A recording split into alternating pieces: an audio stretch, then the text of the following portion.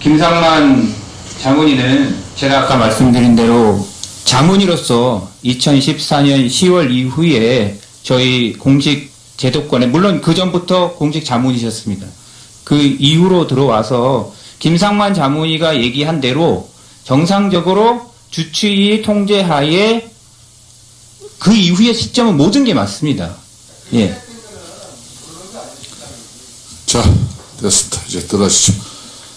다음은 새누리당 장재훈 의원 질의하십시오.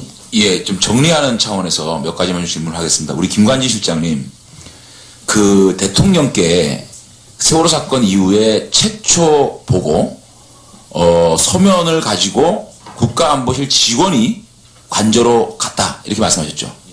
그 직원이 누굽니까? 누군지는 제가 모르겠는데. 아니 실장님, 그 엄청난 사건의 문서를 네, 잠깐만요. 문서를 관저에 가서 드렸으면, 갔다 왔으면, 대통령께 잘 보고 드렸냐라고 물어보지 않았겠어요?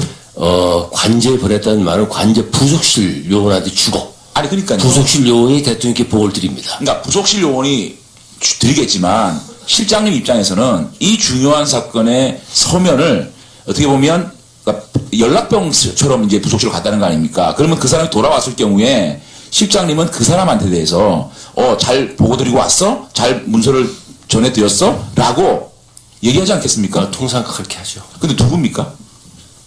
그 이름을 파악해야겠습니다. 예, 파악을 좀 해주시고요. 상식적으로 제가 조금 납득이 안 되는 게, 사실상 윗사람한테 보고를 할 때, 굉장히 중요한 사건에 윗사람한테 보고할 때 그 부서에서 장이 올라가서 보고를 하거든요. 그러니까 일반적으로 회사나 모든 조직에서 굉장히 중요한 보고는 그냥 그렇게 연락병 정도가 보내는 게 아니고 그 부서의 장 정도가 가서, 이왕 비서동에서 관저로 가는데 그 사람이, 그 장이 가서 보고를 드려야 되는 거 아닙니까?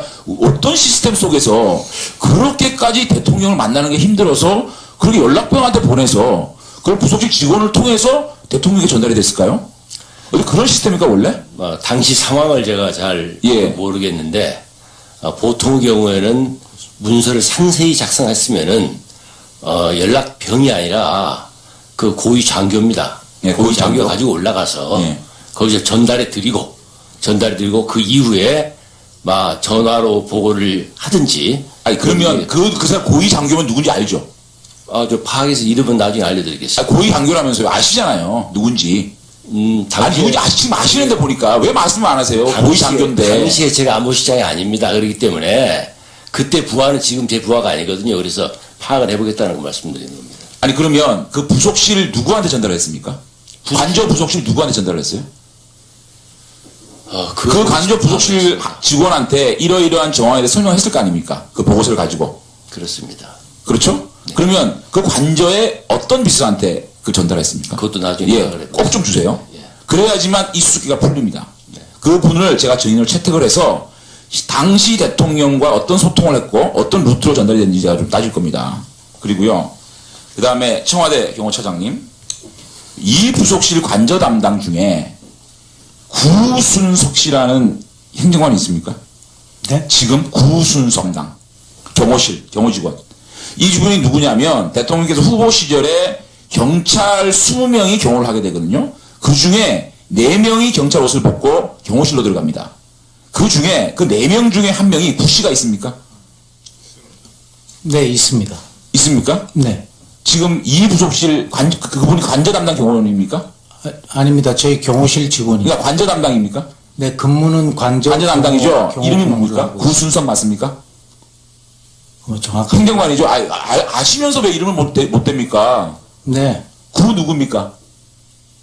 구순성입니다. 구순성 맞죠? 구순성. 알겠습니다. 그 다음에 의무실장 시간 잠깐 꺼주고요. 그 배곡주사, 태반주사, 감초주사. 예. 이게 청와대로 반입된 건 맞죠? 맞습니다. 그러면 대통령께 어떠한 미용에 관련된 주사도 온 적이 없다는 말씀하셨죠? 예, 그렇습니다. 그러면 이 3가지 주사가 대통령께는 주사가 안 된 거 확실합니까? 그렇지 않습니다. 주사 됐습니까? 미용 목적으로 사용하지 않은 겁니다. 어떤 목적으로 사용하셨어요? 그 그러면 배곡주사, 태반주사, 감초주사가 대통령께만 시술된 겁니까? 그렇지는 않습니다. 다른 대통령 외에 예. 청와대 직원 중에 이런 주사를 줘야 될 사람이 있습니까? 누굽니까? 그 대통령 외에 누굽니까? 말을 하면 이건 대통령 건강에 관련된 사항이라. 아니 그러니까 대통령께 이 세 가지 주사가 나와진 건 맞죠? 이 주사 많이 반입됐지 않습니까? 다 정황이 나왔잖아요. 맞습니까? 대통령께 이 시민등이 맞습니까? 필요한 처방에 따라. 그러니까 그 미용인지 뭔지 모르겠을 때 이 태반 주사, 배곡 주사, 감초 주사가 대통령께 처방된 건 맞습니까? 처방에 포함되어 있는 부분은 맞습니다. 그러면 그 외에 대통령 외에 이 주사가 처방된 사람이 있습니까? 청와대 직원 외에 일부 있습니다. 어떤 경우에 이 태반 주사나 제가 알기로는 이거 미용 관련된 건데 예, 저는 왜 이게 처방된 겁니까? 그 사람 안 밝혀졌습니다. 태반 감초나 그런 주사가 꼭 미용을 목적으로 사용된다는 데서 제가 좀 동의하기가 어렵습니다. 어떤 목적으로 예. 주사가 됩니까? 청와대에는 몸이 안 좋아서 병원을 꼭 가야 됨에도 갈 수 없이 계속 임무를 수행해야 하는. 그럼 몇 사람 정도한테 분들이 주사가 이게 시술이 됐습니까? 처방이 됐습니까? 이런 주사, 저희들이 극히- 일반적으로 생각하는 예. 미용 주사가 청와대 대통령 외에 몇 명 정도의 지금 처방이 됐습니까? 극히 적습니다. 몇 명 정도? 대충 10명 미만입니까? 말씀하신 그런 주사는 10명이 정도, 10명 이하일 것 같습니다. 예. 알겠습니다. 예, 장재훈님 수고했습니다. 태반주사를 청와대 직원들이 많아요. 다음은 국민의당 이용주 의원 질의해 주십시오.